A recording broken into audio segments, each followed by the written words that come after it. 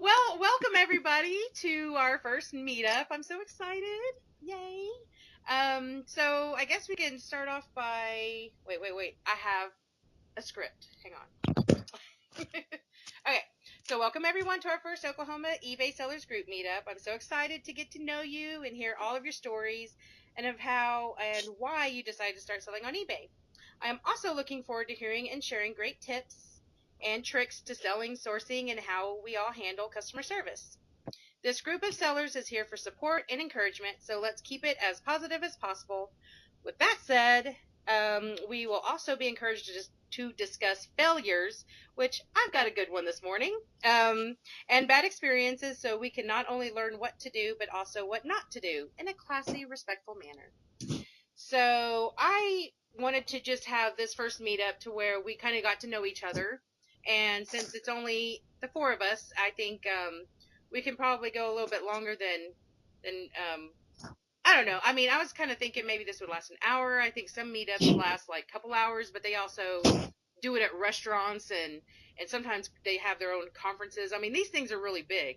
So this is our first one. It's tiny, but that just means we can get more intimate and get to really know each other and then I'm sure we're going to grow from there. So, cuz we've got like 29 people in the group. So, that's pretty cool. And I also happen to know that there are eBay sellers in Oklahoma, in my region, my area, that are not even in this. And I don't know if they're going to be interested because some people, they want to keep their tips and tricks to themselves. But from what I hear, I've listened to a lot of podcasts. I listen to eBay radio, and it seems like there's a huge community that's really into helping each other out as sellers. And it's awesome because we would be so screwed if if they were not available to us. I know I would be, because even though I'm still learning from my mistakes, I'm still making mistakes. Um, I think I would be way worse off if it wasn't for the podcast that I've been listening to and the radio station. So with that said, I guess I will give a little brief story. Oh. Topic is why we started selling on eBay. So I started, I think it was like in 2008. I was not working at the time. I was pregnant with my last child, my latest child. And Maggie had gotten into selling on eBay. And I mean, this is so long ago, so I don't know the exacts of it, but I remember her telling me about it. And so I was like, okay, I'll try that. I'll try that. And I, according to Maggie, was not too bad at it. I was doing some pretty good selling, and I didn't realize that people can do it full time at that time. So I was just kind of doing it for extra money. And it just kind of fizzled out. I had a bad relationship going on, just a lot of life crap happening. So, I kind of stopped. I don't know how long I did it for. I don't think very long because I don't remember. So, but I started back up, in June of this year because my full-time job, I worked at a law firm, and I didn't like it. I mean, the people I worked with were cool, but my boss was not a nice person, and I put up with her for 3 years, and with no raise. I did not have a raise, and I was like, I want to get out of debt. I want to pay my bills. I want to have more than just living paycheck to paycheck. So I decided to try eBay again. Was still not realizing that people do this full time, or could do it full time. Um, I put some stuff up on my eBay. My account was still active, or it was dormant. It was still there. So I just started listing from there, and nothing was selling. So I was like, okay, well, I've been listening to a lot of podcasts. I can listen to them at work while I'm working. So I started thinking, I wonder if there's any podcasts that talk about selling on eBay and how I could probably do better. And I found a few. And I found eBay Radio, Scavenger Life. I just recently found States Place. I don't know if you guys have heard of any of these, but Yeah. these are successful people in doing eBay full time. And I I was very, very, what's the word I'm looking for? Encouraged. I don't know. I started listening to these podcasts. I was like, ooh, I want to do that. What's funny is that this whole past year, I've been trying to think of a business I can start because I wanted to be my own boss. And it didn't dawn on me that I could do eBay, but, oh, Erica, we lost Erica there for a minute. You back? Yeah, I'm Okay. back. Sorry. I went to the wrong part of the house. Oh, okay. It Yeah, I did happens. too. What was I saying? I get distracted easily.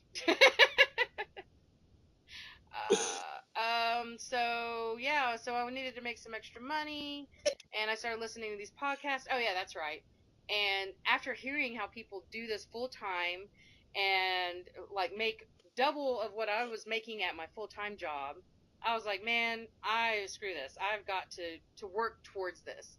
So I've never worked so hard in my life. I would come straight home from work and I would start listing until I was falling asleep at my computer. It was ridiculous. I'm a single mom and I have 2 kids living at home. Let's try this. So this was not easy, and and I started realizing I needed to spend some time with my kids.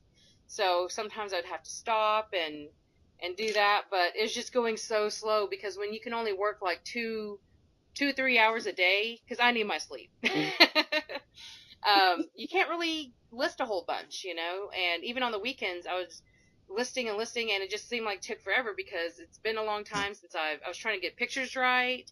I wanted them to look good, and I would try different things. I bought a green screen. Now I hate it.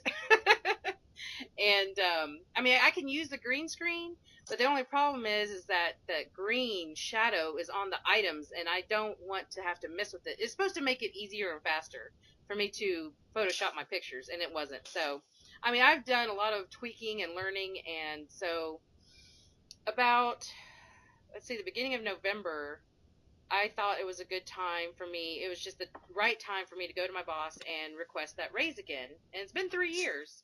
I've been at that job for 3 years in October. And this time I said, if I don't get the raise, I'm going to have to give in my 2 weeks.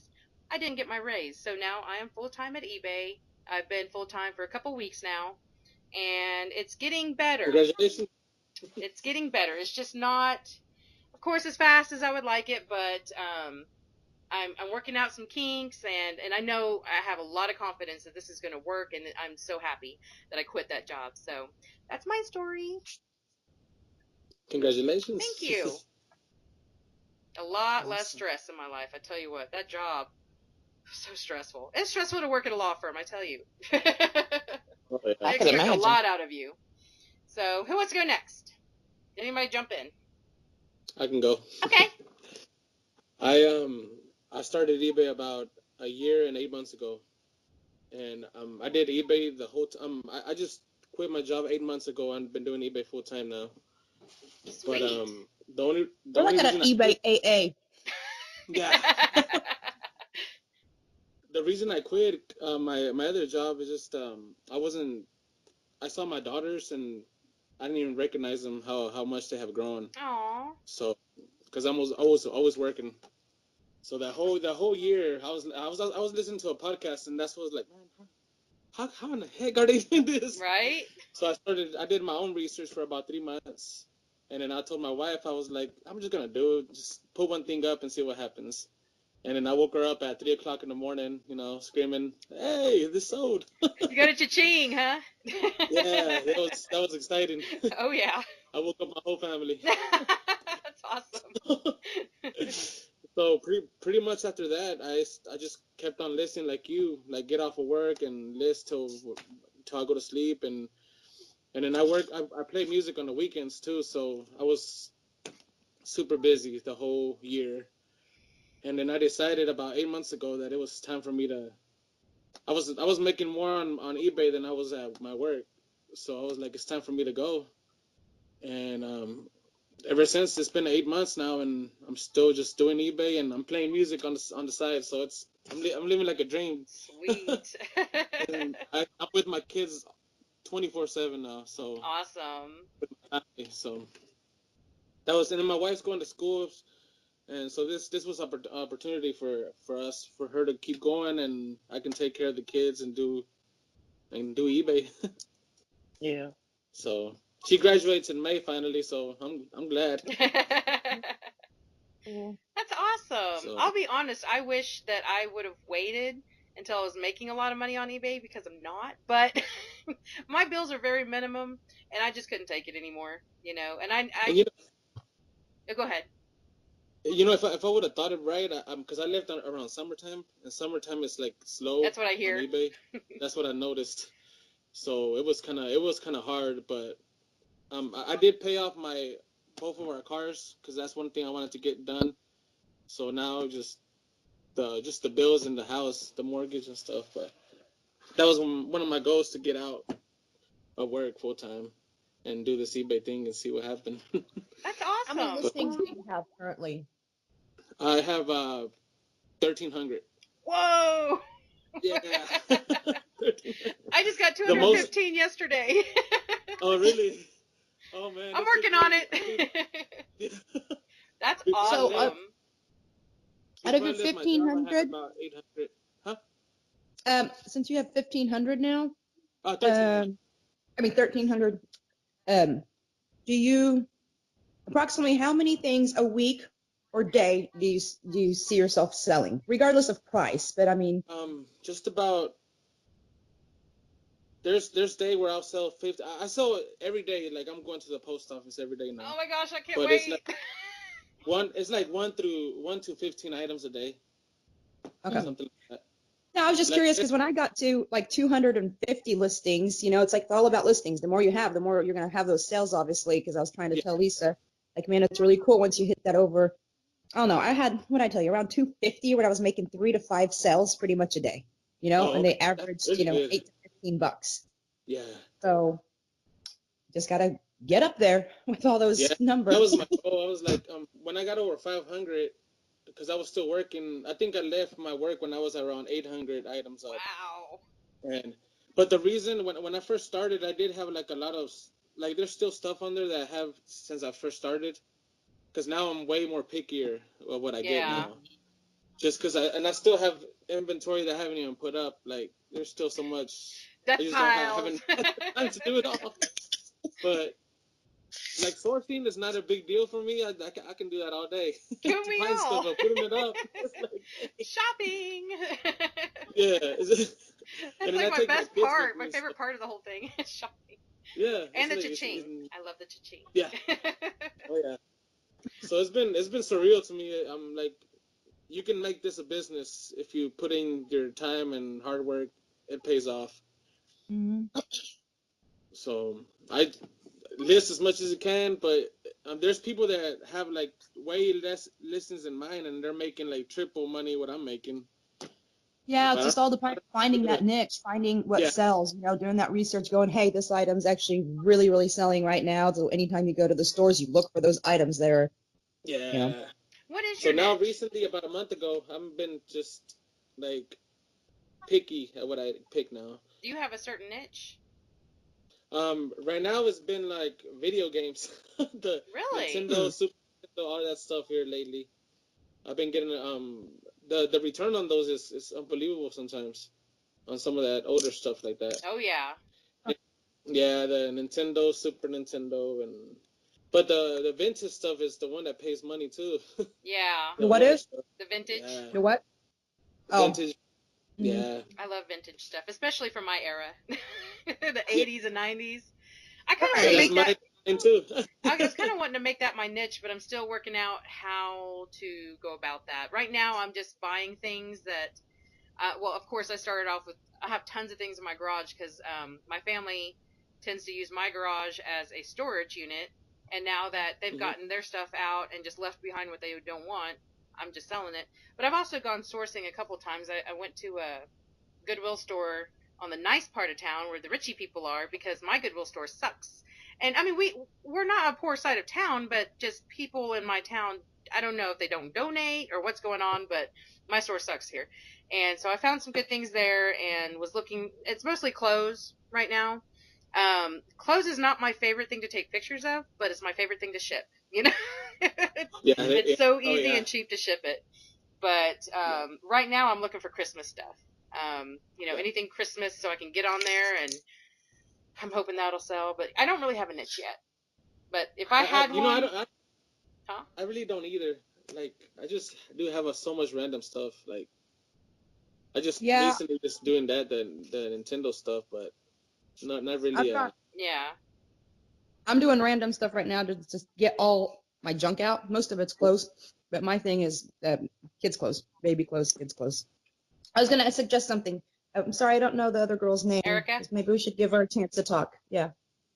Erica, would you like to go? Sure. Okay. Because we're just all Okay. getting into a conversation. She's just sitting there, so. I was listening. I actually just started on eBay in June of this year. Me too. And I mean, completely no previous experience with eBay at all. I also started on Amazon around the same time, and it was through, I'm a full-time student, and it was through one of my teachers telling me about one of her friends that actually was doing eBay and Amazon and doing well at it. So I asked her if I could, if she could give her friend my information and maybe we could talk. Backstory to being in school, I lost my job like 3 years, almost 4 years ago now, and making decent money, but especially not having a degree. And they did a mass layoff and I got caught in it. And as a single parent, it was kind of rough, or Oh, it yeah. still is, but we've made it. And so just trying to figure out how and what to do. Being a student allowed me to be at home with my children more than, I was when I was working. So I started, kind of realizing I wanted to be a mom. I wanted to be able to be there for my children and let them have extracurricular activities and not have to try to coordinate my parents or, one of the dads and get them to help. So that was kind of my motivation to do entrepreneur and figuring out, well, what will work. Well, I love shopping, so kind of worked out for me on that one. And my very first sale actually was on Amazon, and it was a pair of Bose headsets that I had won from my previous job and had them for like 2 years. Nice. And they sold for like $250. So I was like, oh, I like this. I like this. And so I really started off with just selling stuff around my house that I knew I wasn't using, or I had a friend that was getting ready to give a load of stuff to Goodwill, and I was like, no, wait. So I started with those things. So everything I started with was donated or from around the house, and it's picked up. I'm still slowly building. I've only been doing it for like I said, since June, but I see the potential in it. And this current semester, I took 5 classes. So I have 15 hours. It'll be an 18-hour semester and when it all ends. So it's been really hectic with school. So I haven't really been able to give it my all like I'd like to, but I know that I'll be graduating in May as well. Yay. So that's coming to an end. So I'm like, okay, now I can dedicate more time and, learning. I'm going for organizational leadership. So taking business classes. Oh, nice. One of my classes is a class to learn Excel. So I've learned how to make my inventory spreadsheet out of that class and things like that, when I get more money, I know that there are, programs that'll work a lot faster and kind of automate a lot of my stuff. But for now, this is working for where I am for now until I can afford to do better. Can I ask you something real So quick that's before I my. forget? Uh-huh. Yeah. How would you feel about sharing that spreadsheet with us? Oh, that's fine. I'd love to. Yeah, I'll send it in the group. You want me to send it in the group? Yeah. Yeah, you can. Okay. I'll put it. You can either. I think you can attach a file in the group, can't you? I think you can. If you want to, you can just attach it. If not, huh? Okay. If not, I'll figure out. I said, if not, I'll figure out a way to do it. Yeah, I'll give you my figure out email address or something. Okay, cool. Thank you. I like it. I'm sorry. Go ahead. No problem at all. Well, that's pretty much it. I have 2 children. I got married last year, so my husband's supportive. It's been pretty cool now. It's definitely. I'm looking forward to growing the business. Sweet. And it sounds like you're getting a degree just for that. Now, so when you do get your degree, are you going to continue with your eBay store? I'm gonna continue eBay.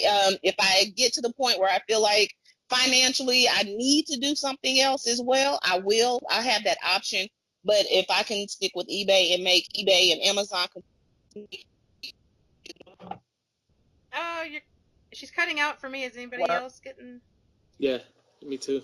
Erica. for me. I've got Oh, I kind of hear you. classes, including business law. I mean, it's really been a great thing. That's Uh-oh. awesome. I have How a are you question. liking Amazon? Yeah, I was just about to ask about The Amazon. sun is rising and my blinds are doing something freaky with the light.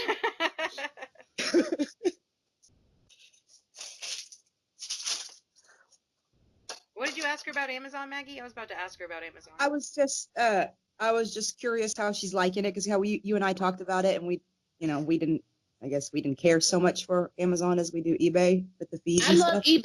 eBay. For the fees and things, I prefer eBay. Definitely prefer eBay. Amazon is good if you can actually get to the point of wholesale sourcing. So I got ungated in clothes, shoes, luggage, and all of that stuff. And I happened to have an aunt that had access to a large group of things because she works in a shelter. And when they don't have enough people coming in, they have to get rid of the stuff and write it off anyway. So she gave me like a lot of things that were clothing items still new in the packages. Oh, wow. So for me on Amazon, that worked out really well. So I could just make a shipment and they were already in the suffocation bags with the label on them and everything. So it worked out for me in that instance, but it's not really doing what I would want it to do. And so only for those items is Amazon working out easier, just because I don't have to do all the individual sales and do the shipping and everything. So the FBA works for that, but I prefer eBay as far as everything else. I really do like eBay. What does FBA stand for? Fulfilled by Amazon. Oh, okay. Okay. So So you ship it to them and they warehouse it, and as the orders come in, they ship them out. They handle any customer service regarding the items and everything. have you ever had any issues with returns? I actually just had my first return on eBay this week.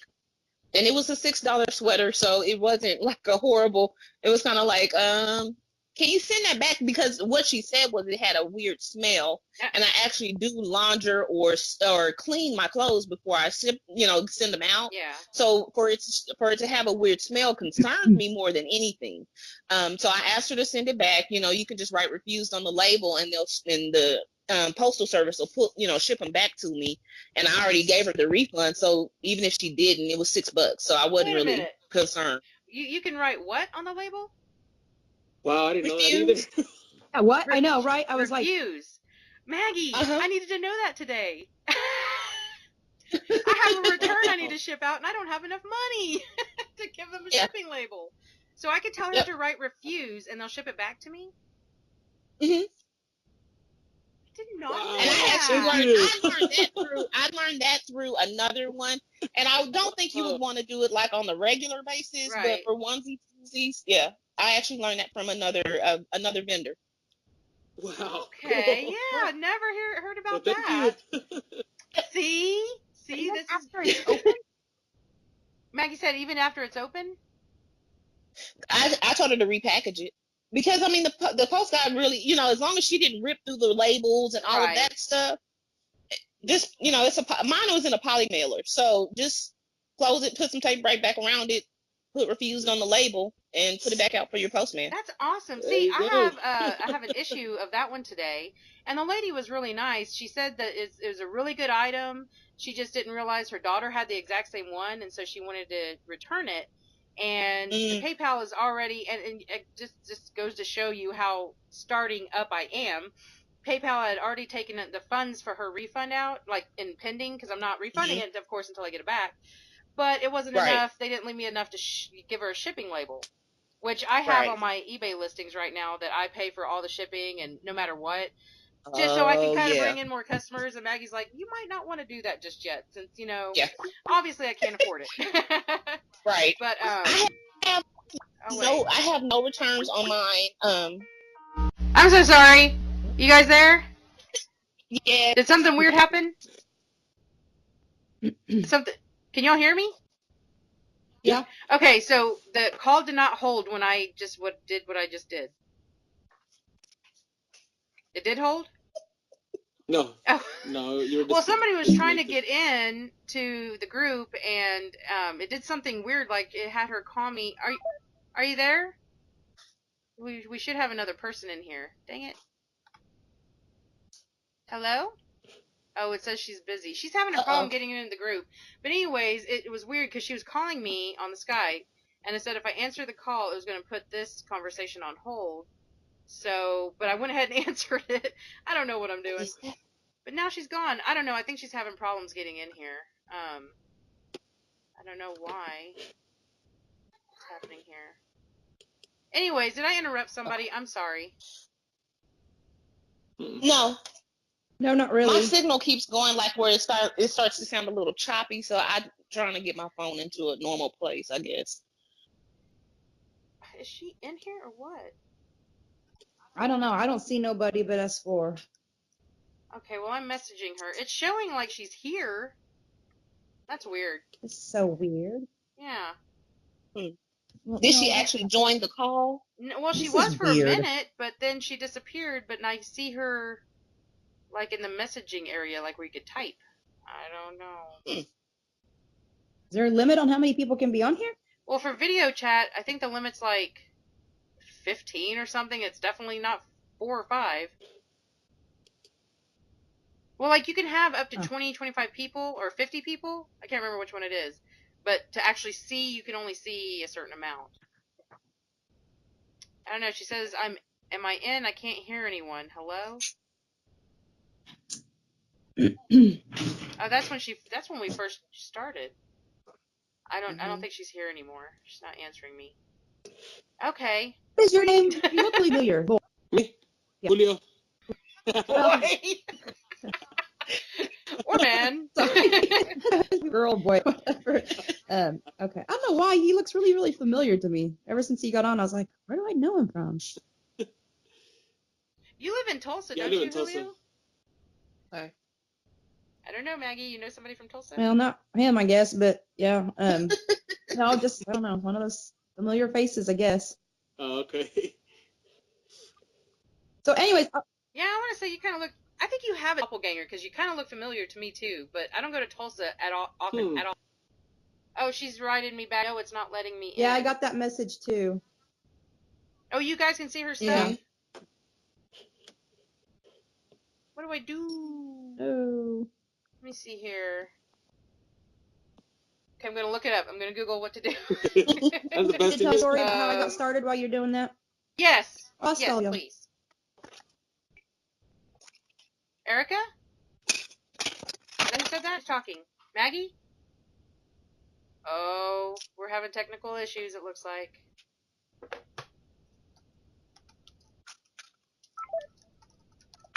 Oh, no. I think we lost Maggie. Erica, can you still hear us? I think you and I, Julio, have the best Wi-Fi going on. Yeah. Okay. You back? Yeah. Okay. There she Kick is. me off.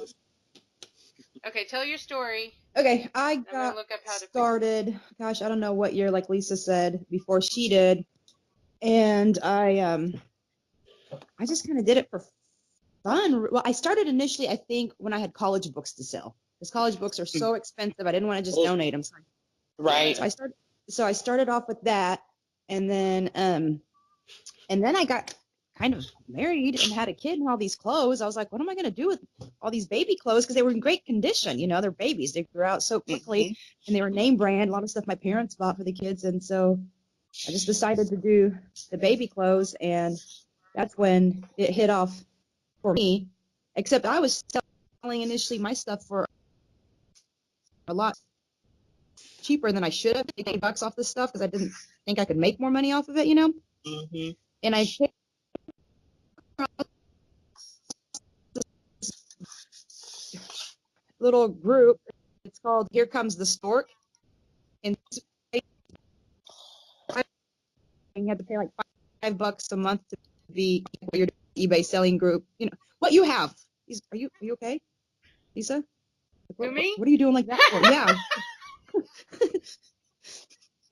But I'm looking at something on the computer. oh, Go okay. ahead. Because I was like, I thought. I'm trying to still add this person.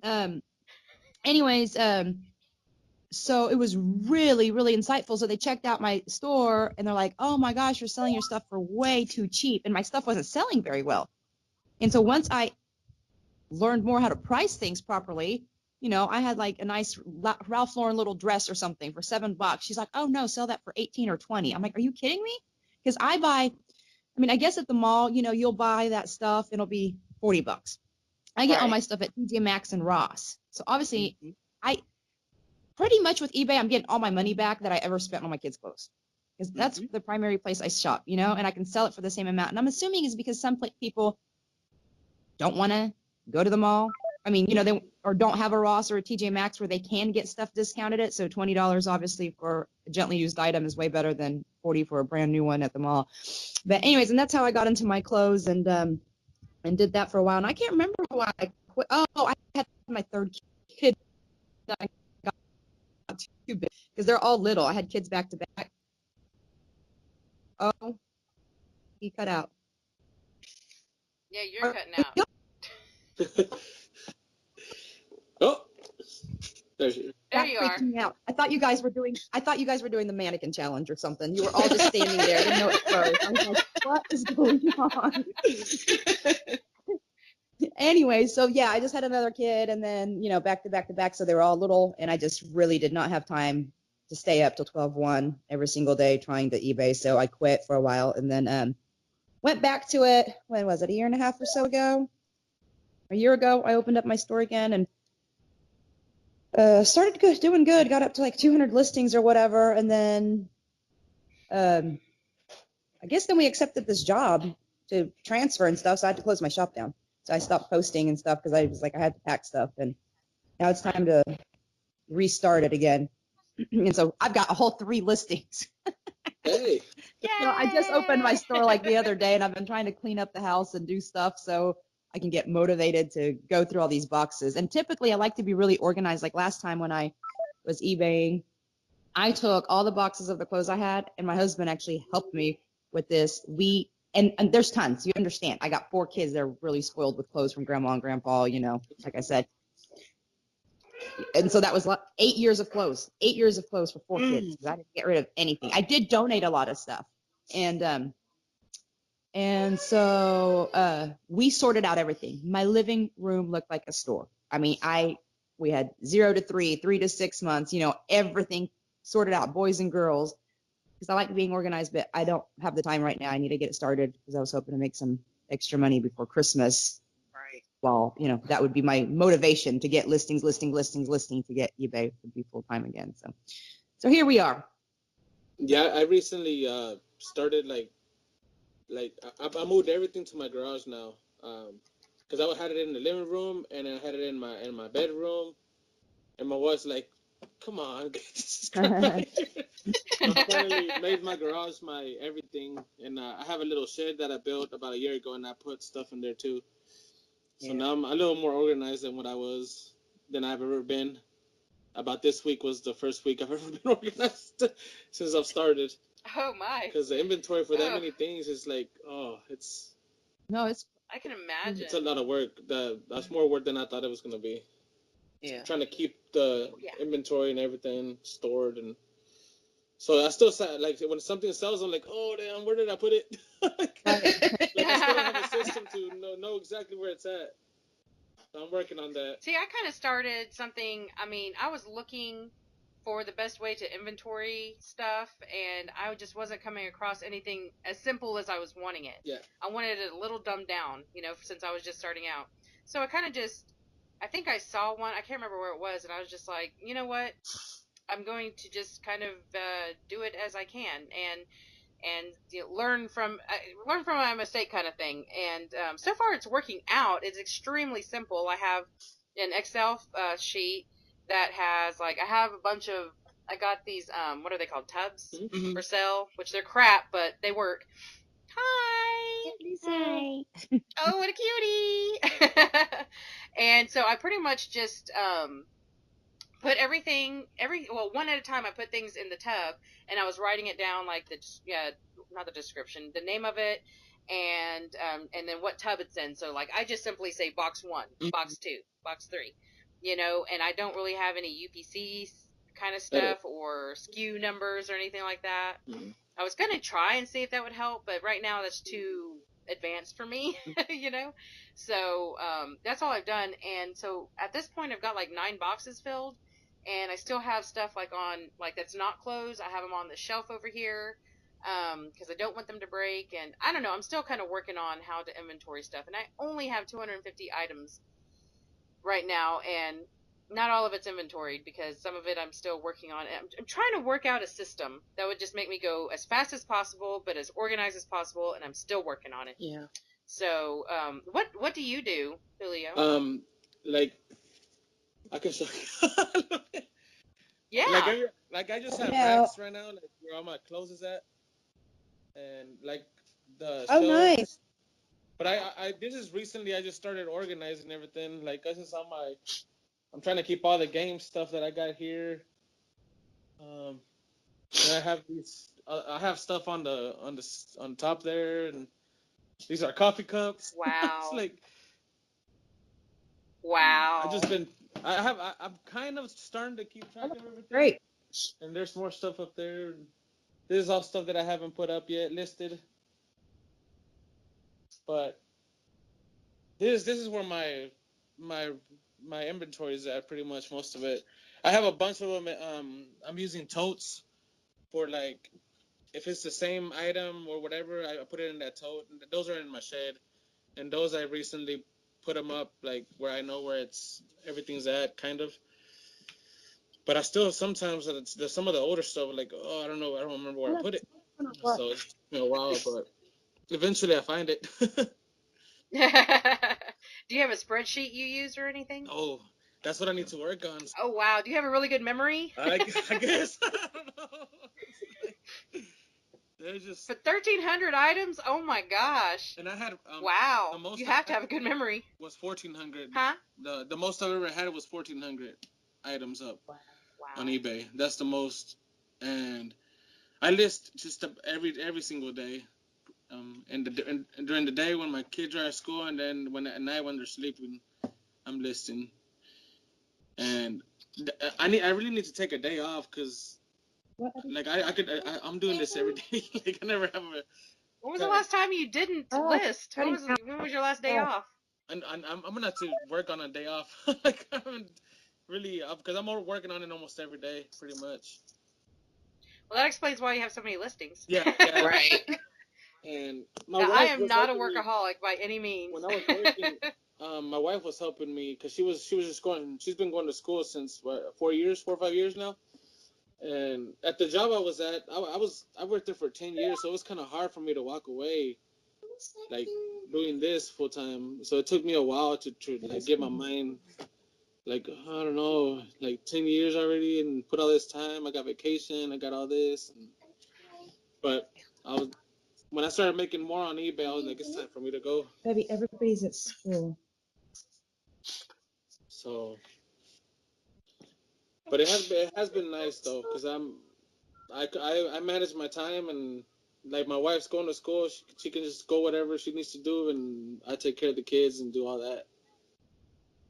That's awesome. Yeah, that is awesome. But it is like some days like, oh dang. Yeah, Someone has. Go ahead. I'm sorry. I was just gonna say, I have a guest that just walked into my house, which is my father. So let me go tell him that I'm busy, and I'll be right back. You guys continue. I have a difficult time. Like last week, I had 5 papers to write. So I had listings that I put up Sunday evening, but I haven't listed anything since. I've taken pictures and I've started drafts, but I haven't actually gotten to the point of coordinating the drafts and the pictures and letting them be listed. And then now I'm at the point where next week we are going out of town for the holiday. So I'm like, now, do I really just want to upload a bunch of stuff and turn it back off so I can't really have anything coming through next week? It's definitely a process of figuring it all out for me. You know, I heard another podcast I was listening to. And like for future, it's better to list as much as you can in the summer, because right now, you know, it's the time when people are buying everything. Right. So yeah, my summer was mostly getting at it. I had a goal, like I'm gonna put 700 things up I'm gonna have 700 things up by this day or by this time, and setting goals for yourself, that helped me quite a bit. Truly. And I did that. That's actually the first time I've heard about summer being slow. So I think I'll definitely in my head need to start a plan for summer, so that I can be prepared for the downtime. And like you said, maybe let that be the time where I'm getting so many things drafted or listed that I'll be prepared for this time next year. Because starting in June of this year, I'm just gonna like, yeah, let's try this. And oh, it's close to the fall. Let's try fall stuff. And by the time I actually get the stuff up, now it's time for Christmas. So don't worry about the seasonal stuff, because that stuff, it'll sell all year round. I've sold Christmas stuff around, January, February. That stuff sells. So like Halloween, all that stuff will sell year round. Really? Yeah. Okay. Well, that's good. I have a question. So I'm wondering, whenever it's summertime, and you hear that it's really slow, is it still, like, if you're selling summer stuff, swimsuits, towels, beach stuff, I mean, is it still, have you ever sold any summertime stuff and still didn't sell? And that sells. All that stuff sells. It's just, what you normally get around, like, the time, like, November or October, I'm comparing it because it's, like, double what you make usually on, like, around this. Oh, okay. But you still make still sell, it's just slower. Yeah, but you still make enough. I still made enough to pay all my bills and everything, Okay. But like right now, I know that it's gonna get better, and I'll start putting some money up, not waste as much, and so that way it can get me through the summer. Okay. Okay. And then I've been lucky because like on the summertime I'm busier. I play music. I've been doing that for like 20 years now. So in the summertime I'm busy with that. So that kind of helps me out, where I'm not struggling to pay my stuff. Right. So yeah, I was kind of wondering what kind of side thing I could do, because like with Scavenger Life, they have they do this full time, and you listen to them, right? Yeah, they thought it out good. I mean, the way they did it. Yeah, they did, and they're very frugal in their living, and apparently can eat ramen noodles for months. But I cannot do that. But they with their eBay money ended up purchasing a home to rent out, so they have extra income that way. But they got the money from selling on eBay. Wow. So I'm kind of wanting to start investing money. I've heard a lot about the real estate is a good place to invest. That's far from me right now, but I've heard of some investing opportunities. So I mean, it can be a little scary because you hear that people are doing it full time on eBay, also have other things on the side. But like State's Place, have you guys heard of State's Place? Yep. Yeah, she's. They don't have anything, do they? They're straight. That's straight eBay. Straight eBay, right? Mm-hmm. Yeah. So, and I think I saw the first time I ever saw them. It was a YouTube video that popped up like a suggestion for me. So that's how I met them.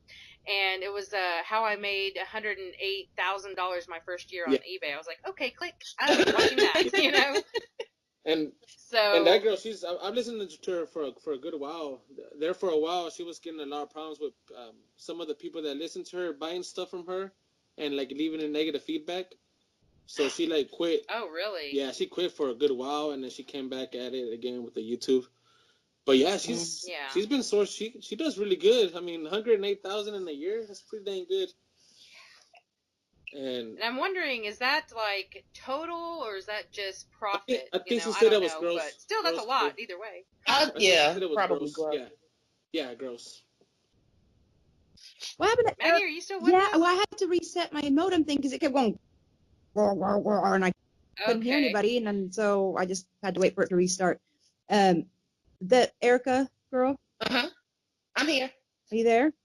Yeah, can you hear me? Oh, okay. Because I see like an eye in the sky on your ceiling or something, and I was like, Sorry, it's been there for a while. I put the phone by my modem because it kept going to you guys doing the mannequin challenge. So Yeah. I set the phone over there, and I'm on my Bluetooth because that was the only way I could keep you guys from doing that. Right. And I was next to my modem when it was doing the mannequin challenge with you guys. I was like, what's the deal?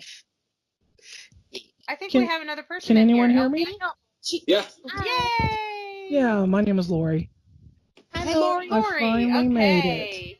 Yay. Finally. Click on your Yeah, camera button. You had to reinstall. Oh, I don't have my camera. I have to find my camera. I'm doing good having my Oh, headset. that's fine. I'll have it on our next meeting for sure. We Oh, are just no, I happy didn't that know you're that. here. Okay. You finally made. Well, do you want to go ahead and share your story on why you decided to start selling on eBay? Yeah, sure. Okay. I started back in 2002, but I was just kind of, just hit and miss, just kind of doing things. I started because I needed a part for my computer back in 2002. And so I bought a part and I kind of saw how it worked, dealing with the seller and stuff. And then I started looking around and finding stuff that I didn't need. And I thought I'd just kind of give it a try. And, and I just it was just kind of a hobby, just whenever I felt like putting something up. But I guess I kind of started getting more serious about it in about 2011, probably about 5 years ago.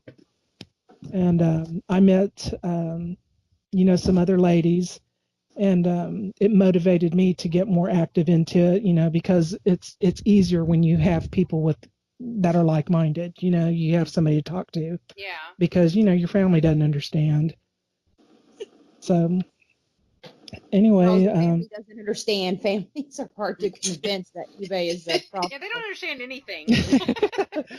they don't get it. They think that you're just kind of playing around, but it's fun going to thrift stores and estate sales and just wherever, and putting your stuff up.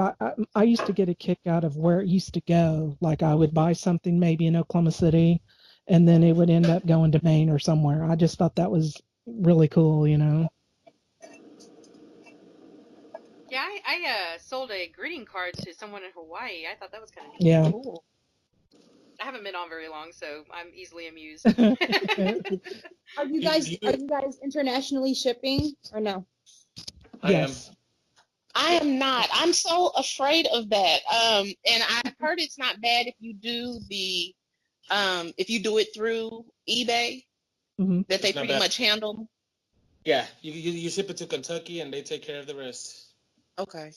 Do you? Yeah, So see, the custom things and all those, you don't have to worry about any of that. None of it. Cool. See, I've never done it that way. I've shipped my own international stuff, and I've never had a problem with it ever. I mean, so I don't know. Yeah, I ship mine also Maggie? by myself. I don't use the GSP program. Maggie, have you heard of is it GSP? Yeah. GOP? Yeah. GSP? Mm-hmm. Because I don't think they had it back when you first was doing eBay, Maggie. Not when, but it's like a new. But the last two times I did it, they did have it, and Okay. You still prefer doing it your way, or you know what I mean? I don't know. I've never really tried it, but I guess it doesn't bother me because I don't have enough sales internationally.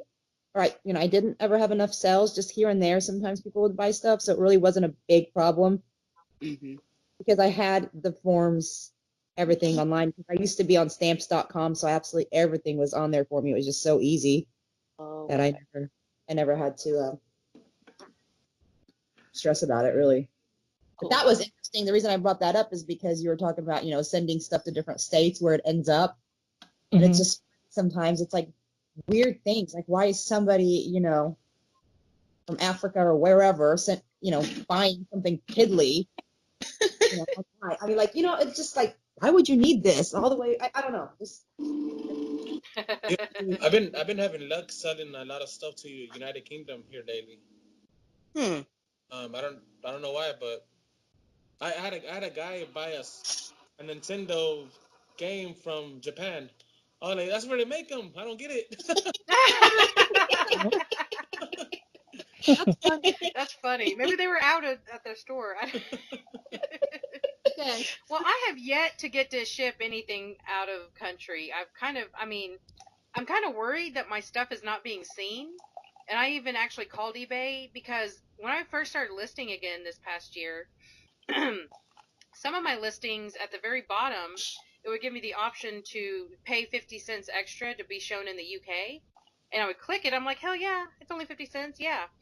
But I didn't get that with all of mine, and I don't get it anymore. So yeah, I was like calling eBay. I was like, is my stuff being seen internationally? Because I want everybody to see it. I want as many sales possibilities that I can get, Right. I have obviously not dealt with international shipping, so I'm not jaded by that, you know. But they said everybody can see my stuff, so I have yet to actually have a buyer from another country. Yeah, you don't have to click on that 50 cents extra thing to share it to the UK. There's a setting. I'm trying to look on my eBay now, where you can add what countries that you want to actually sell to. Really? Uh-huh. It's in. Let me get into my account here, and I'll.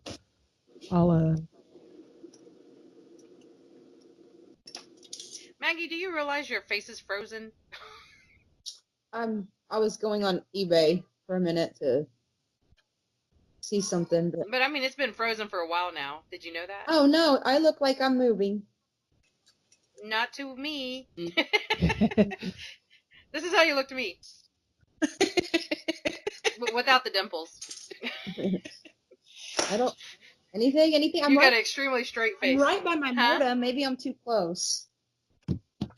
Anything? Mm-mm. The only person I see Erica's ceiling, and I see Julio. And I can't see Julio's Julio. normal. So, okay, let me ask you guys this, since we're kind of done discussing how everybody got started, if you don't mind, Lisa. What was everybody's most profitable sale? Let's. I had a when I first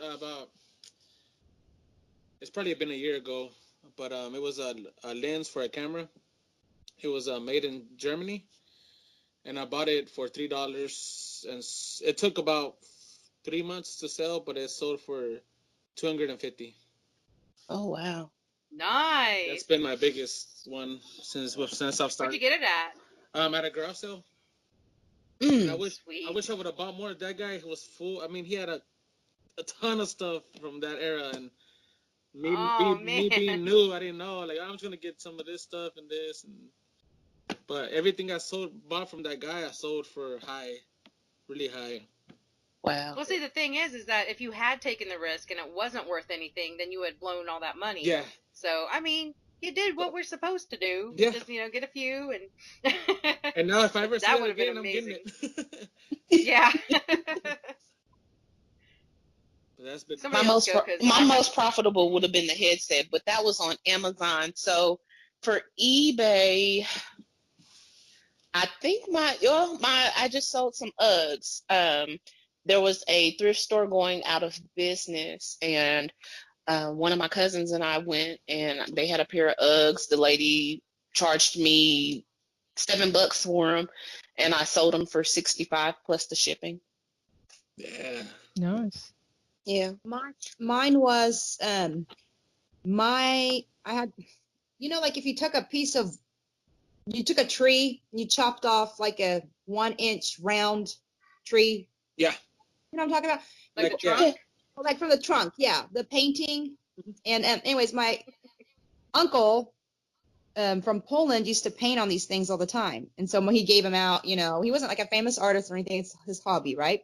And he painted saints, like the Catholic saints of all different kinds. Mm-hmm. Anyway, so we had this one. I don't know. It was a saint I can't remember now because I had to do all this research to try to be able to list it because my mom didn't want it because she doesn't want any icons and stuff in her house. And so she gave it to me to eBay. So I did, and it took a while to do some research because I didn't know how much to sell it for. And I listed it for like $200. Mind you, this is from Poland, 40 years ago. 50, no, how old am I? I'm 40. Oh, shoot. That was like, yeah, 30, 40 years ago that he painted. I'm telling you, it's just like nobody famous or whatever. But obviously they collected, these saint things and ended up, I don't want to lie. I can't remember if it was 150 or 200. But I mean, obviously it was something old that I got for free that was going to go in the trash anyway and made between $150 and $200. That was my most That's a profitable. score. Yeah. That is a score. I know, and ever since she told me that story, my daughters are artists, and my oldest daughter, without hearing the story, like she did this before I heard this story, she actually drew some Melanie Martinez pictures, but she did it on like a canvas paper and then pasted them somehow on wood, and that was actually the first thing I was trying to sell because I actually bought them from her, and for the purpose of seeing how much I could get for them on eBay. Mhm. They have not sold yet. I've had watchers, but I'm just saying. I sold other things. The only thing I can find, I had to actually look in my sold stuff because I don't have anything that I've gotten hundreds of dollars for yet. I do have items listed that I have come home and found out that they could go really high. Mhm. And one of them is I got it at a Goodwill store, and it feels like you could get, it's heavy, it's a jacket kind of thing, and the brand name is Double D Ranch Wear, something like that. It's actually made out in Texas, and when I came home and looked it up on the internet, I felt like I hit the jackpot because they don't sell their lowest price vest or coats or jackets was like $400. Wow. But most of them were like in the thousands of dollars. I was like, yes. Wow. So it's still listed. I haven't sold it yet, but I have it listed for, I think like 200 or something like that. I couldn't find the exact same one, but I'm just kind of going with the flow. And I think or best offer. Mhm. So I've got that up. Got a bunch of watchers on it. But do what? Bunch of watchers on it. Not yet. I think there are. I don't know if I have watchers on it. I know people have viewed it. I don't think I have any watchers yet. But so the highest profitable thing I've sold, and it's so lame, but it's what I got so far, is this. I could not figure out what this thing was. Like, I couldn't tell if it was a scarf or what it was, but it was a loop. Come to find out, like, here's what's funny, is that, let me tell you this first. When I saw this item, like, when I first started selling on eBay again, and I was like, I couldn't figure out what it was. Like, there's no label on it. There was a button that had a weird symbol on it, and I could not figure out for the life of me, and I was spending too much time trying to figure out that I just put it to the side. And then when I really started deciding, okay, I really want to sell on eBay, I pulled it out again, and I was like, all right, I'm determined. I'm going to figure out what this thing is. You know, not only could I not figure out what the brand was, I could not figure out what it was. And what it turned out to be, it was a scarf. It was a how do you say it? Lululemon? Oh, Lululemon. Uh-huh. Yeah, Lululemon.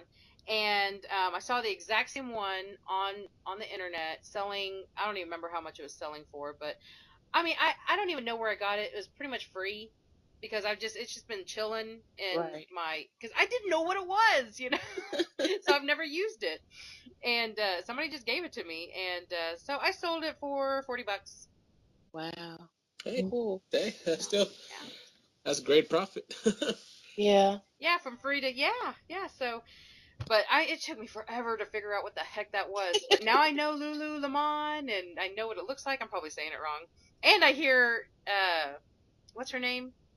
It's not on State's Place. What's her name? It's not Jessica. It's Nicole. Nicole. She sells a lot of those. Yes. So apparently that's a good product. They're a too. huge thing from what I've heard. I think maybe last night on Instagram, there's like a pair of leggings that's going for like $300. And it's still, I have to keep reminding myself what my financial situation is. It's not everybody else's financial situation. And that whereas I wish I would pay $300 for a pair of tights, apparently somebody will. So that's been a huge thing for me to kind of overcome, like you were saying, and knowing or feeling comfortable listing things in a certain price range based on what I would pay for it or not. I found a pair of like Emilio Zegna or something like that jeans. I found them at Goodwill, and I could tell that they were something when I saw them, but just because of the looking at them, I could tell the quality of them was different, but I've never heard of the brand. And you know, they're like $600 jeans. Just to put them on. I didn't understand, you know, but they sold. I sold them, and it was 2 pair, and I sold them as a lot, and I only sold them for $60 for the 2.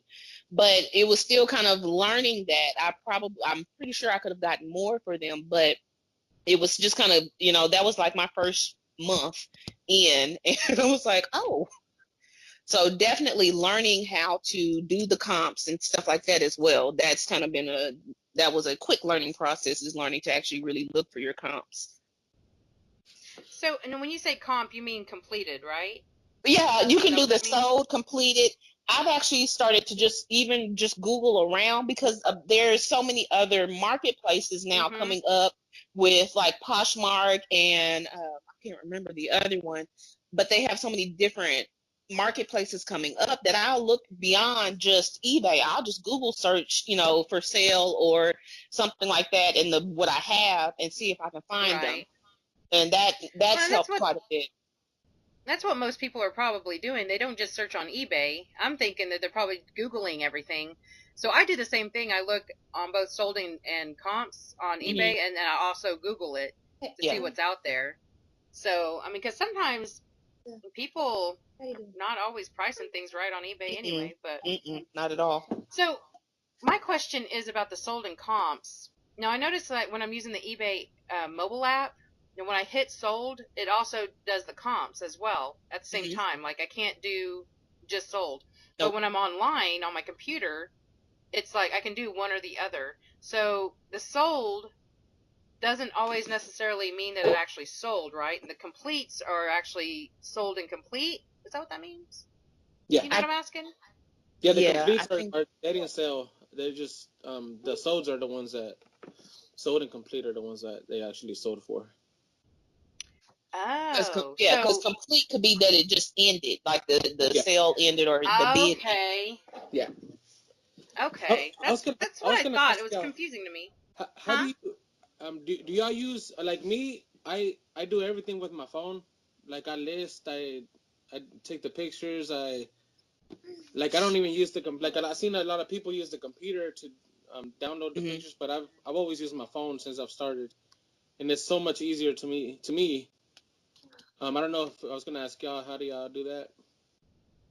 I know for me that I like doing it on my phone. I would prefer to do it all on my phone. However, there are some things that you cannot do on your phone that you can do on my computer, like on your computer. Mhm. Like, let me try to think of one. Okay, so like I have store categories that I made up. I can't add those on the mobile app, but I can add them. You know what I'm talking about? The store categories. Oh, Whenever you category, yeah, that they don't give you that option in the mobile app. There's also a couple of other things. So I can't remember I know that's one of them, but there's other things that it seems like you can do on the laptop than you can on the mobile app. So I'm doing both. I do You know, if both. I've I got like being able to upload multiple pictures at one time. So that's one reason for me on the picture portion, uploading my pictures. I save them all. I take them with my cell phone and I save them to my Google Drive, and then I log I into do the that too. computer. Yep, and I log into the computer, and then you can upload all whatever amount of pictures for each item at one time instead of having to do it one by one. But I mean, if you're doing clothes, if you're doing the games, I could, you don't need a whole bunch of pictures necessarily. But Yeah. in clothes, when I'm taking so many different angles or trying to get more pictures uploaded, it works out easier for me to do it that way. That's the main thing I think for me, is the pictures. How do But you the do, new, Maggie? I'm changing some of my addresses and stuff because eBay was doing something weird, so I'm doing it while I'll still remember while I'm talking to you guys. But I like both. I don't really, I don't know. I used to like doing it online way better because I had my store super duper duper. I was very anal on having it perfect. So I had a color scheme and all this stuff. And every time I switched over to the mobile, it wouldn't let me keep those settings. So I just stuck with usually doing it on the computer. Now I want to get a little quicker. So I'd like to do it on the phone, but I still don't think that will work because I do my backgrounds completely white. So it looks like my items are floating and I can't get my items completely white without having to go to Photoshop and remove the background. So Yeah. I think the computer is going to have to just be the number one thing unless I'm in a rush and I really maybe need to just get some listings done. And I don't usually have tons of pictures of my stuff unless it's something real fancy, even though it's mostly clothes. But, I do one front, one back, and if it's got like some kind of emblem thing, I'll do a zoom in of the close up of whatever fanciness it is. So on your clothes, do you have like an entire lighting setup that you use for your pictures? What I do is obviously I try to find a well lit place. I have a couple of like large garage type of flashlights. So if it's kind of Hmm. a little darker than I want it to be, I'll set those for my lighting. I don't have anything fancy. I've used lamps Okay. before and whatever. But the white balance little thingy on the phone or the camera works fantastic if you know how to set it to get a nice contrast. Okay. So it brightens up the picture. I mean, I just recently was showing Lisa how to do it on her phone because it helps significantly. I don't know. Some people don't Photoshop their pictures. Like I said, I like to have mine floating like it actually looks like Yeah. a stock photo. Yeah. And so it makes it. I mean, it literally. It'll take me a minute to take the Yeah. picture, edit it, and a minute and a half maybe, and to list it because I'm pretty familiar with all the stuff I have. And so it goes really, really quickly for me once I get going. But with lighting, during the day, I'm lucky enough, like my house, obviously it's got the two doors like this. So if I just open it and have like, shh, then that's, a lot of light that comes in, obviously, Yeah. natural light that helps to be able to take the pictures out here. My, Yeah. I my, have horrible lighting in my house. I have trees surrounding my house, so I'm like, Me I don't too. get the light anywhere. So Yeah, that's how it's my been last horrible. house was.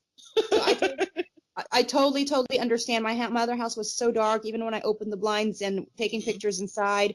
And I hated the lighting too because, it has kind of a yellow tone, not like the bright Yep. white outside. Right. And so the best thing you can do, I mean, during the winter times, you can't as much because it gets colder or rainy or whatever. You're not going to go out there. But, having something set up outside or Outside. having to purchase one of those aren't very expensive, actually. You could go, my friend had one. My neighbor had one for outside stuff because he let his kids play outside when it was dark during the whatever hours sometimes. Not late, but when it gets dark at 9. And he had one of those lights, like shop lights.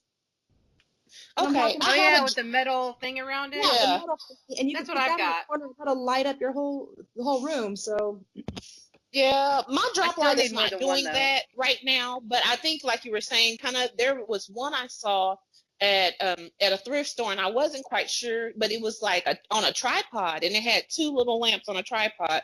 And I thought about getting something like that instead of trying to go through the whole photography lighting situation. I was like, I don't wanna.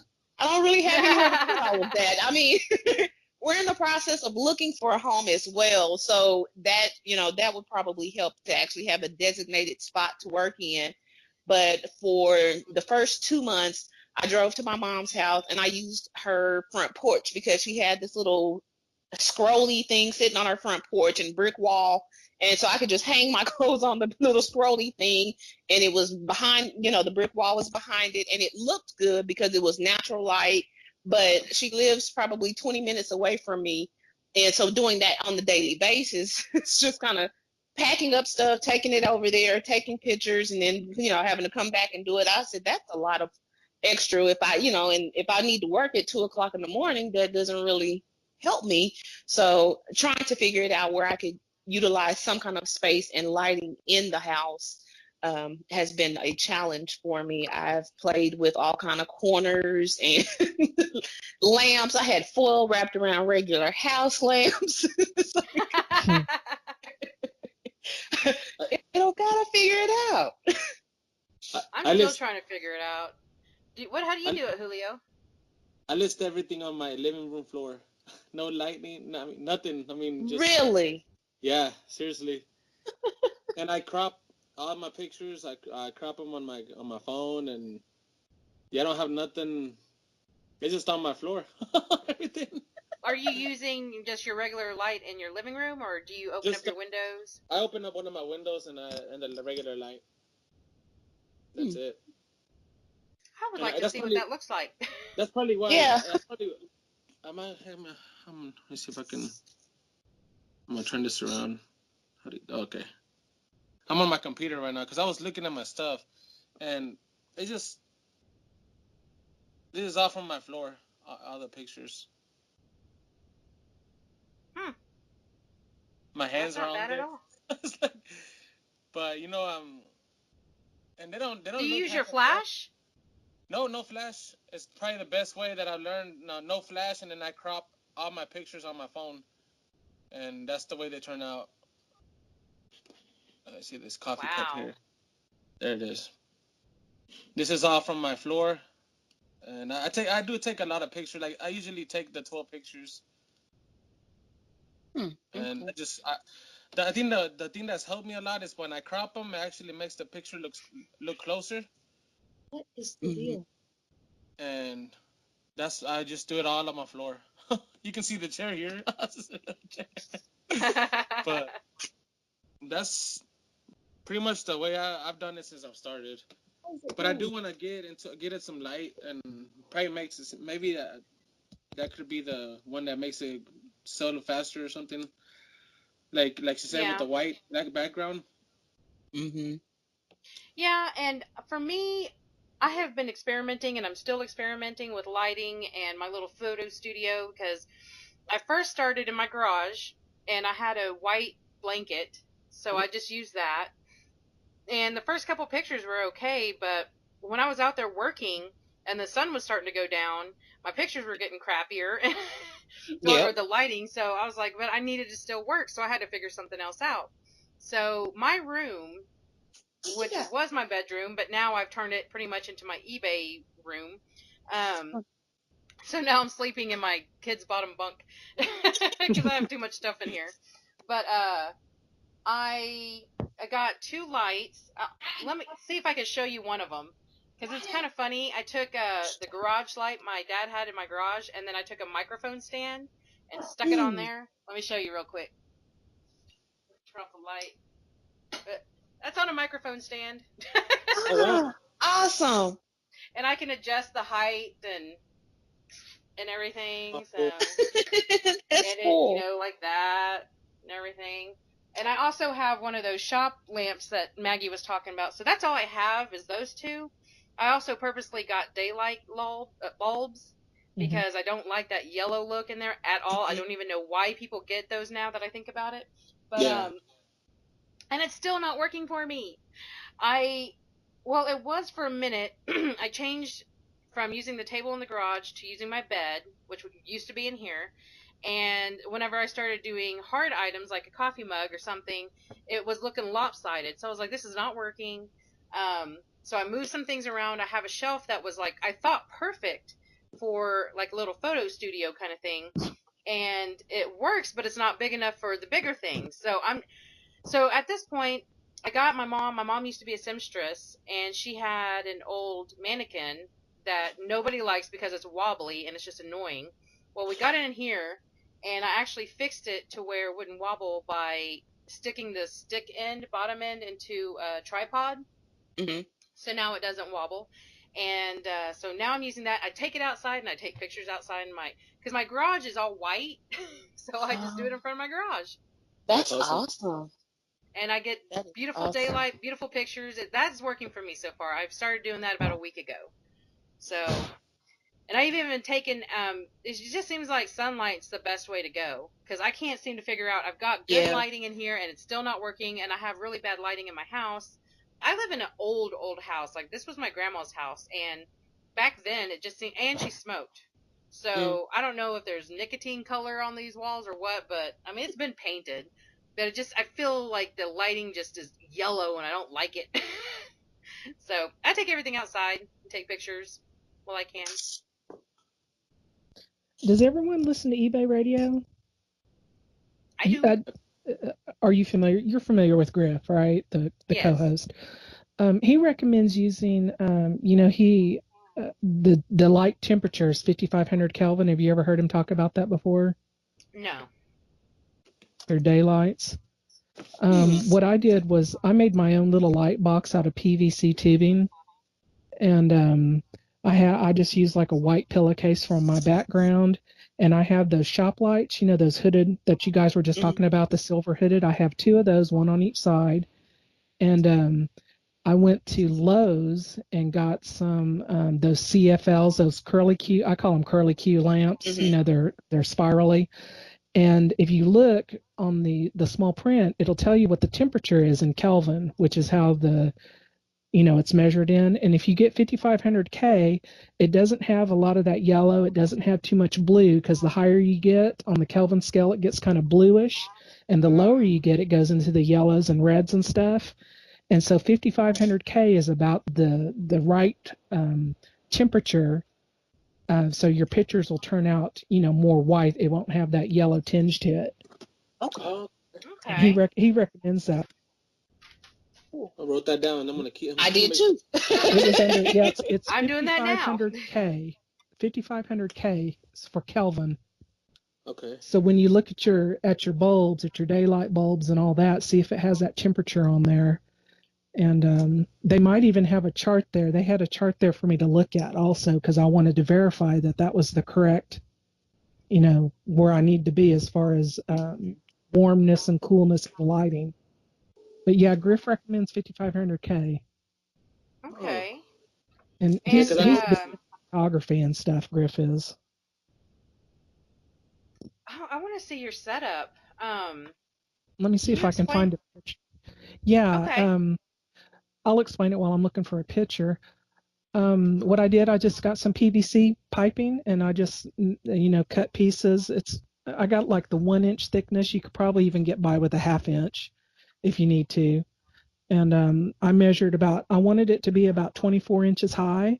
So, I just made like an empty box.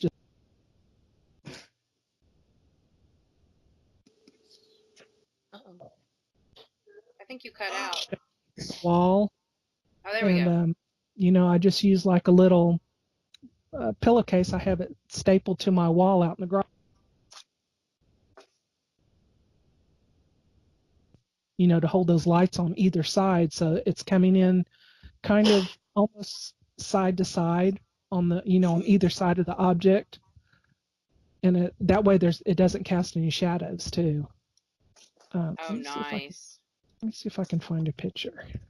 Yeah, if you can find a picture and then attach it to the what's it called, the chat portion of this conversation. Yeah, because I noticed since I moved everything to my garage, I'm gonna need lighting, like some good lights in here to list at night or during the day, because there's no windows in here. I'm tempted now. My first thing that I started trying to take pictures in before I really was able to get the right amount of light. Well, I guess I'm still working on that part. Was I went and I got a washing machine box from Lowe's. They let me have it for free, and I cut the front panel off and just let it fall flat. And then I cut a window in each side and put tissue paper there on the sides to let the light come in from the side. Mm-hmm. And then I hung a light from the top of it. And at that time, that was the only light, and that was when I was doing the tinfoil on my house lights, lamps. So that it was kind of still making a lot of shadows. And then I also had a washing machine box sitting in the middle of my living room, so it wasn't really convenient to have. Yeah, that works too. That works too. So I might need to try to go back to see if I can get the lighting with the drop lights and the 5500 Kelvin. If I can do that, that might actually work better as far as using it as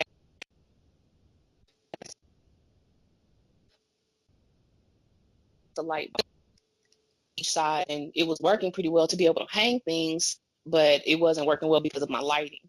So I might need to go back to playing with that and the lights. Good things. Yes.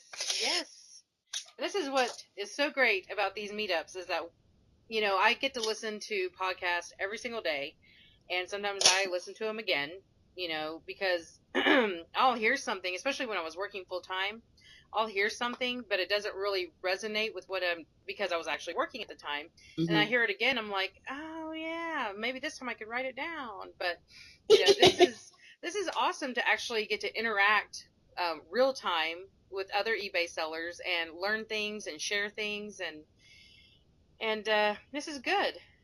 I mean, like I just learned about this this worldwide settings that I could do, and I'm going to go into that as soon as we're done here. Yes.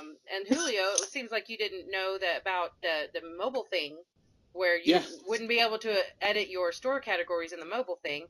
And I only noticed that because I would do it on my mobile, and then I was like, oh yeah, I need to add something to that listing. I go back in and see that my store categories weren't done. It would say other and something else. I was like, oh.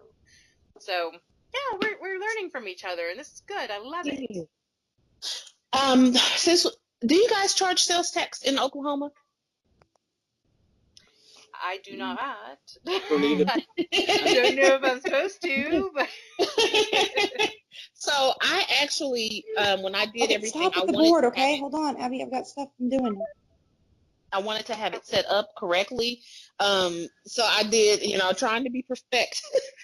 I actually set up the LLC and set up to get my sales tax certificate so that I could also do the resale tax. So I would get no sales tax when I went to purchase things. So now I do have it set, and it's always odd when I do find when something ships inside of Oklahoma, because I always try, it's confusing. Like, I didn't have that listed for that amount, and then I'm like, oh, okay, never mind. That's why it charges more. So it automatically sets the rate for anything that's shipping within Oklahoma on eBay. So it's not too difficult. But I'm not really sure because I also have to do a tax thing every month with the tax commission. So I don't know if it's something that you would want to do necessarily either. I've already started it, so I have to keep it up. But Right. I was just wondering if anybody else was doing it. No, I've had my own business before. Some years ago, I started my own house cleaning business, and I think I registered it. I probably didn't do it right, but nobody told me I didn't. So, and I didn't pay any taxes until it was tax time, because being a single mom having children, I usually get a Right. refund. So they just Right. took it out of my refund. So, and I mean, I did my taxes, but I didn't charge sales tax when I charged people. So I don't know. Huh. But you're the one going to college for this stuff, so you probably know more about it than I do. And that's actually what brought it up, was because also, like, with Amazon, you have to, because where they have the warehouses is in different states, so you're supposed to have whatever sales tax based on how they charge tax, and it got to get really confusing. So I was like, oh, never mind all of that. But I did set up the one for Oklahoma, so anytime I have something that is shipping within Oklahoma, it'll charge its sales tax automatically. I need to do that. It's So weird. do you One not of feel my like, last I was Go gonna ahead. say, do you not feel like it may drive people away from buying anything from you if you've got I taxes? doubt it. I mean, the dollar is like a dollar. Well, the one thing that I sold recently, and it honestly was going around the corner, so it was like, I could just take this around the corner. But I haven't seen that it feels like it would really, or has really driven anything, because it's only doing Oklahoma. So I don't, you'd have to even see that it's shipping from Oklahoma and pay attention to that before you even check out. So I don't think it's making a huge difference. I did have a question for y'all. Do y'all do free shipping, or do you charge for shipping? I do free, and add it I'm to the playing with it. purchase price. Yeah, I'm playing with it right now to figure out if there's Well, one option that seems better than the other. what I do, I don't do 100% free, and I'm actually might be rethinking this because of my issue of a return today. But here's the thing. Okay, so on things that are really heavy, I mean, I might know what the shipping cost will be, but if it's that high and I add it to the purchase price, it might make the purchase price seem too ridiculous. So that's when I'm like, okay, I'll add the shipping. You know what I mean? Because Yeah. it just looks too ridiculous to pay that much, in my opinion. So Right. that doesn't happen very often. I did, listening to eBay Radio, they talk about how people are more likely to see your listings if you have free shipping. And for me, when I go onto eBay and I'm actually shopping, I always hit the filter that says lowest price plus shipping. I mean, there's not really on the mobile, as far as I know, an option to choose lowest price without the shipping. It's just highest price with shipping or lowest price with shipping. So either way, people are going to see how much, it is, whether they're shipping, free shipping or not. But I also heard that, I guess if you get like a newsletter from eBay, or I don't know, they're always encouraging people to look for free shipping. You know what I'm saying? Like they're encouraging customers to look out for free shipping, almost as if they're discouraging, the shipping people. I don't know. I think people might sell good either way. Right now I have the free shipping, but here's my deal. So yesterday I got a return request on a product that this lady purchased, and she's happy with it. She said all good things about it. She just changed her mind. But because on my listings, because I was trying to drive more traffic, I have put that I would pay for returns no matter what the reason is. And I'm like, now I'm regretting that, because she just straight up said she changed her mind, and she was really nice about it, but so my thing is, here's how this ties with the free shipping.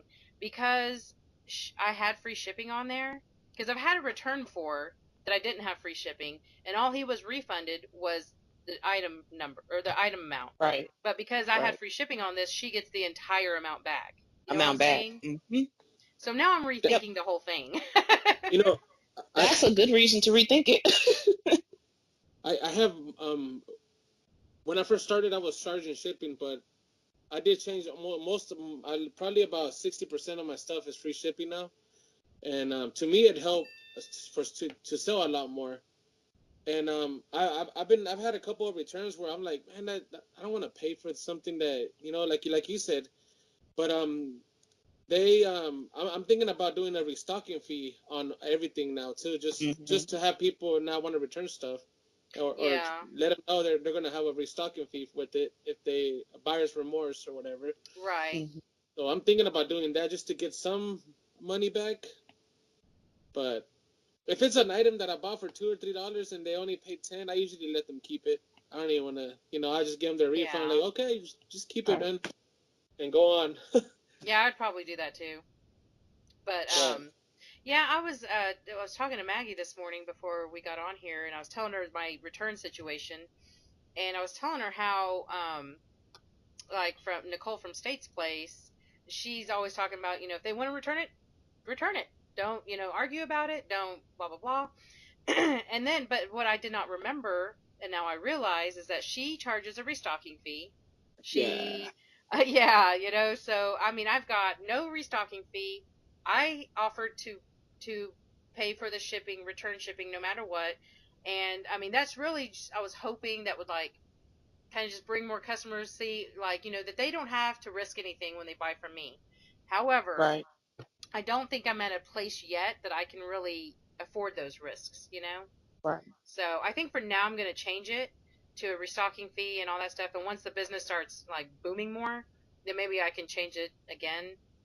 But yeah, I didn't really think about it that with returns on free shipping, they get all the money back, and I'm paying shipping twice. Yeah. Right. Yep. So I'm thinking about doing the restocking fee on myself, just because that'll probably get them like, you know what, I'm just gonna keep it. Yeah. I don't want to pay them an extra. Extra dollar, even if it was just on $10, I still got to pay them $1 to send it back. But can't you set it up where the buyer pays for returns too? Yes.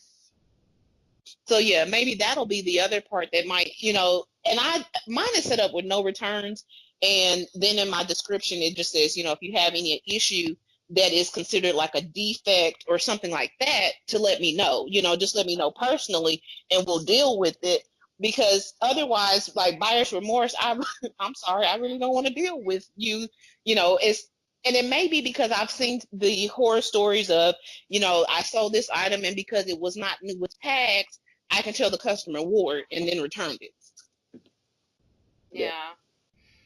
Isn't the only time that the seller pays return shipping is if it's not as described? Right. Yes. However, Okay. I specifically changed my listings to say that I would pay for it no matter what, because you can do that, Oh, and it's called free okay. returns. Okay. Yeah, and I feel like that was a mistake, because in this instance, It's a learning opportunity. yeah, always learning, always growing. Yeah. and it's for me, it feels like it's much it's much nicer to learn with these smaller I'm learning phases than to be selling a whole bunch of items, making the same mistake on something huge or something Yeah. much larger. And then have to go in and I take edit. it I'll take it as it comes right now. Right. Agreed. And I had my first. I got a negative feedback a year ago, or no, 8 months ago, on the. It pissed me off so much because it was like the item that I didn't really make no money. I mean, it was just cheap as can be. Like it was a T-shirt, and the customer wanted to take it or send it back to me, but I didn't see it on my messages until 2 days later, and she left me the negative, and then I still refunded her money and just let her keep it. But it just taught me to keep looking at my emails, like, I mean, constantly, because they don't really give you well, to me it was 2 days that I missed it, and that's why I got a negative. So mine is at 99.9%. Did and you it not takes get a a year. notification? I did, but I guess I didn't. I must have not seen it on my emails. Yeah, I missed it for 2 days, and then she wrote negative feedback, and it takes a year to get a negative feedback off. So Yeah. I'm like 4 months away now, so I can't wait. It's like probation. Oh, that sucks. I know. I'm kind of surprised that I've had all positive feedback so far. And this one lady was like, and I feel bad for this because I knew. Okay, so this lady, I shipped her. She purchased a set. It's like a jog set, a velour or velvet or something like that, and it's really nice. It was good, great condition. But when she got it, she did leave me positive feedback, all 5 stars on everything. But she said it had a bad smoke odor. So I'm just like, I'm very, very lucky that she left positive feedback, not even neutral. She said it was a great set, just had a strong smoke odor, which I know why she said that, because it did. Because I was kind of afraid to wash things, and the first place I sourced from when I started doing this again was from a lady who apparently smokes like crazy in her house, and I got a lot of stuff from her. So, I mean, I've talked to Maggie about it, and she told me how she washes things. And I'm like, okay, I'm going to start washing things. So I'm really lucky that I don't know if she knew what she was doing, but she left positive feedback anyways, but I have not gotten negative yet. And for you, I'm gonna, cause this is where I screwed up with that negative, cause you can get it, the customer to revise it for you. Really? But when you open, yeah. And I did it late. Cause the customer, I talked to the customer and I gave him the refund and everything, and she didn't have no problem revising it for me, so I sent her the revising, and then she didn't get on her eBay account for like 2 weeks. So on a revision, you only get like a week for the customer to change it. So I mean, I couldn't do absolutely nothing because you can only do it once. So you just have to make sure that they're gonna be like, can you please just stay on here so you can get this done? And that's the only way you can get it done. Because I did get one negative feedback that I got from a customer, and he revised it for me and everything. So that's what I learned. I learned the hard way on that one, on the first one I got. But I mean, and I did get another one that and I called eBay and they removed it for me because they could, on the reason he did it was like for no reason at all, really. So I called 3 times, but I got it removed the 3rd time. Yeah, I heard you got to keep calling till you get your way, till you get the right rep. Yeah. Which makes sense because I used to work at AT&T and it was the same way. Every rep can do something. Well, they can all do the same. It's all what they're willing to do. Right. Yeah. So you don't want to piss off your reps, people. Come at them nicely. Customer service is key, that's for sure. Yeah. You realize I have your address. Right. Thank information. I know where you live. You might want to rethink what those words you just used with me. I actually told a customer that once. Do what? Oh, I missed it. But anyways. I said I actually told a customer that once when I used to work at AT&T Wireless as well, and I actually told a customer that. I said, ma'am, this is no way meant to be a threat. I said, but in dealing with customer service, yes, we are over the phone, and I realize that it's much easier to spout off hatred and hate-filled words that way. I said, but you realize that you are calling a company that has access to all of your personal information, including bank account information. I'm just saying, mindful of that. What did they say? She said, "Are you threatening me?" I said, "No, that's why I started it with no intention. I just want you Right. to be aware, because whereas I'm fine with you using those words and I don't take it personally because I realize you're upset, not everybody else might have that same feeling, and you could find yourself putting yourself in a really bad situation just by using the words you're using. Right. It's okay to be upset, but you're not gonna call me that name, Right. Right. You Or don't have use to a bunch call of me- F-bombs. or use you don't have to speak to me that way. I'll be happy to help you. Just give me a second. So yeah. Yeah, I felt bad whenever I've called customer service. Like, I know better. Even before I worked at, AT&T, and I worked at Sprint for a little while too. Very, very little. But before I even worked at those places, I would call and I'd be so upset about whatever's going on. And I would let them know, I'm like, I know this is not your fault. I'm just really upset. Please help me. But now I try to come in like really, really nice, because they will do a lot more for you. But with eBay, it seems like, because from some of the stories I've heard, it just sounds like sometimes they don't know what they're talking about. They just don't know. Yeah. Like, I think I heard this one story about a negative feedback, or no. It was neutral feedback, but it was positive words. And this guy was trying to get eBay to change it. And, he had to call like 3 or 4 times, but they were like, no, we can't change it. No, we can't change it. And then the last person was like, yeah, we can do that. I mean, did it easily, it just, I don't know if all of them just, or I don't think they're all being jerks. I just think that some of them just don't know. They could be new, Yeah. You call back until you have an expert, and then you release all of your questions onto them. Yeah. Oh yeah. Save it all up for that one. Yes. Now that I have you. Right. I I have not personally experienced that. That's what I've heard. But if I ever need to, now I know. Yeah. Well, I guess this is a good time to go ahead and wrap up our meetup. I liked it. What do y'all think? I did too. Loved it. And I'm very, very happy, because I was asking Maggie to help me out before it started, because I was like, I've never done this before on Skype. I have been in, like conference calls and stuff, but I've never been the one to lead them. So I was like, I need some. And I do have this recording, so I can post it in the group. Is everybody okay with that? That was on here today? Okay. Yep. And Maggie, you're just going to have to be okay with it. All right. Well, thank you guys for joining us. And the next one will be, I think it's, what did I say, the second Wednesday of every month? Let me look real quick. And that would be, okay. Did not put it in. Did I not put it in my, does anybody remember what I said?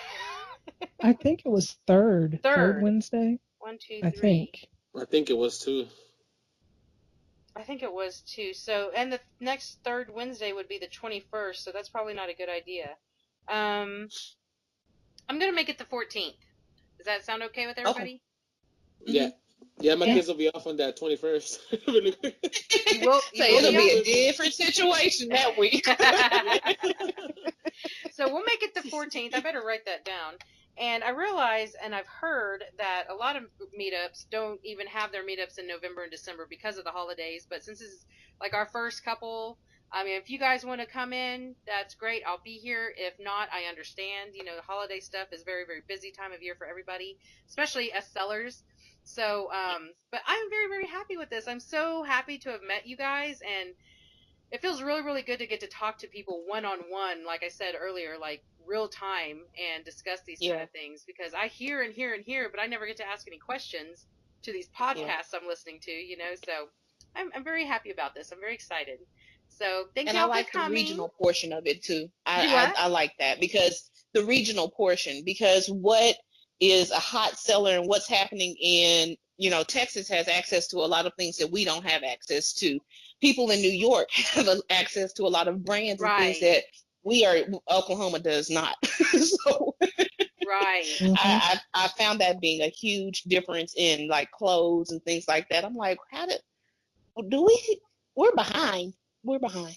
Oh yeah. So I've always known we're behind on music. yeah.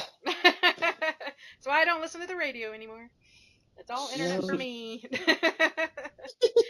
Well, yeah, and I definitely would like to have that, like maybe at our next discussion on what kind of things we source and what are really good things that we can source in Oklahoma, and Mhm. what we have found, what sells well, and all that good jazz. Like what I guess Oklahoma's niche is in general. You Yeah. know what I mean? Does that make sense? Yeah. Mhm. Okay. Definitely.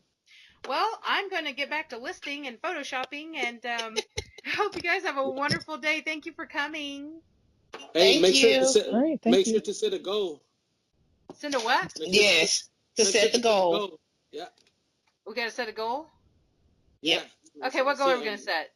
You're the goal setter now. Let's see.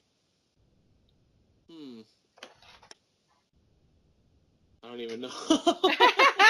List as much Well, as you do can. you mean like individually or as a group? Or just list as much as you can. Oh, a listing goal. I have a goal. It's yesterday I listed 15, but I think I could have done at least 20. I'm doing this all on my own, so I'm going to strive for 20 a day. That's my goal. Cool. What's y'all's goals? You made me say my goal. My goal is to do 15 today because I don't have a paper due this week, so I think I can actually do it today. Awesome. My goal is usually about 10 a day, every day. Yeah. So I'm gonna keep sticking to that. Nice. That's what I Sometimes said, and I haven't stuck with it I yet. So, yeah. And Laura? Oh, probably 5, maybe 5 a day. Okay. See, Cool. I know I can do 10 or 15, so 20 is. I've done 20 before, but that's really kind of stretching it. So let's see if I can do it.